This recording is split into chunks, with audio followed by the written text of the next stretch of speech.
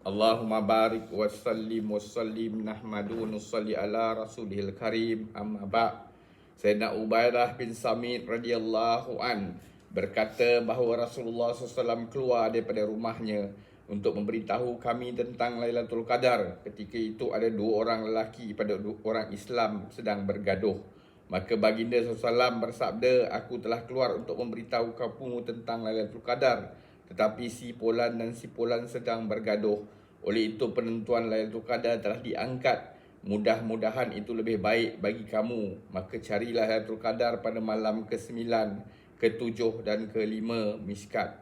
Sayyidina Ubadah bin Samit radhiyallahu an berkata bahawa Rasulullah SAW keluar dari rumahnya untuk memberitahu kami tentang Lailatul Qadar. Ketika itu ada dua orang lelaki daripada orang Islam sedang bergaduh. Maka baginda SAW bersabda, aku telah keluar untuk memberitahu kamu tentang Lailatul Qadar, tetapi si Fulan dan si Fulan sedang bergaduh. Oleh itu penentuan Lailatul Qadar telah diangkat. Mudah-mudahan itu lebih baik bagi kamu. Maka carilah Lailatul Qadar pada malam ke-9, ke-7 dan ke-5 Miskat. Ada 3 perkara yang perlu direnungkan dalam hadis ini. Pertama dan yang paling penting ialah pergaduhan merupakan satu perkara yang sangat buruk, hingga kan penentuan Lailatul Qadar telah diangkat. Bukan setakat itu saja, malah pertingkahan sentiasa menjadi sebab kehilangan berkat. Sabda Nabi SAW, sukakah aku memberitahu kamu satu perkara yang lebih afdal daripada solat, puasa, sedekah dan ibadat-ibadat lain? Para sahabat radhiyallahu anhum berkata, bahkan baginda SAW bersabda, hubungan baik sesama kamu adalah perkara yang paling afdal dan pergaduhan sama sendiri adalah perkara yang mencukur agama. Yakni sebagaimana pisau cukur mencukur rambut di kepala dengan sekali lalu, demikian juga pergaduhan sama sendiri menghapuskan agama. Tidak perlulah ditebutkan tentang ahli dunia yang lalai terhadap agama. Sedangkan ramai antara mereka yang berwirid panjang-panjang dan mendakwa sebagai ahli agama pun setiap masa terlibat dalam pergaduhan sesama sendiri. Renungkanlah dengan teliti sabdaan baginda SAW tersebut dan kemudian fikirkanlah keadaan agama orang yang sombong dan tidak pun mendapat taufik untuk mengalah demi untuk berdamai.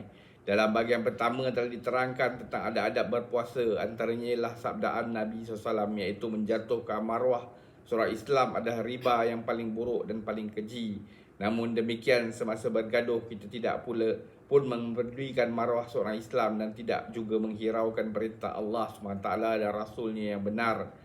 Allah SWT berfirman, dan janganlah kamu berbantah-bantah.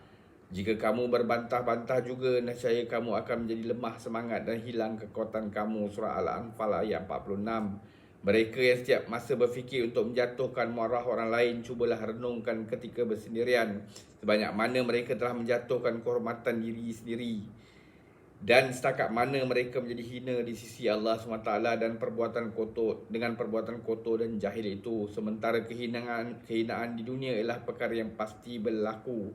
Rasulullah SAW bersabda, sesiapa yang memutuskan hubungan dengan saudara Islamnya lebih pada 3 hari dan mati dalam keadaan semikian, maka dia akan terus masuk ke dalam neraka.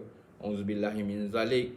Satu hadis yang lain berbunyi, pada setiap hari Isnin dan Khamis dibentangkan amalan manusia di hadapan Allah SWT, dan dengan rahmatnya, yakni berkat amalan soleh, dosa-dosa semua hambanya diampunkan, melainkan mereka yang syirik. Namun mengenai keampunan bagi dua orang yang sedang bergaduh akan dikatakan biarlah mereka dahulu selagi mereka tidak berdamai. Dalam satu hadis yang lain diriwayatkan, pada setiap hari Isnin dan Khamis segala amalan manusia akan dibentangkan. Pada masa itu taubat pada mereka yang bertaubat akan diterima, dan istighfar pada mereka yang beristighfar juga akan diterima.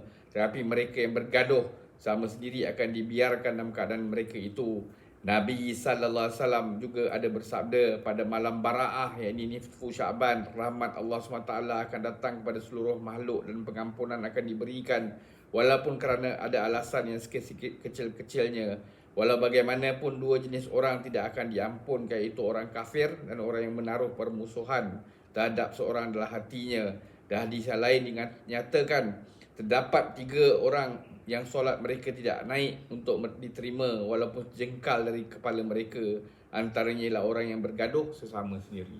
Semoga Allah Ta'ala bagi taufik untuk kita ambil iktibar, amalkan dan sampaikan. Subhanallahi wa bihamdi, subhanakallahumma bihamdika, asyhadu an la ilaha illa anta, astaghfiruka wa atubu ilaik. Subhana rabbika rabbil izzati amma yasifun, wassalamun alal mursalin, alhamdulillahi rabbil alamin. Taqabbalallah.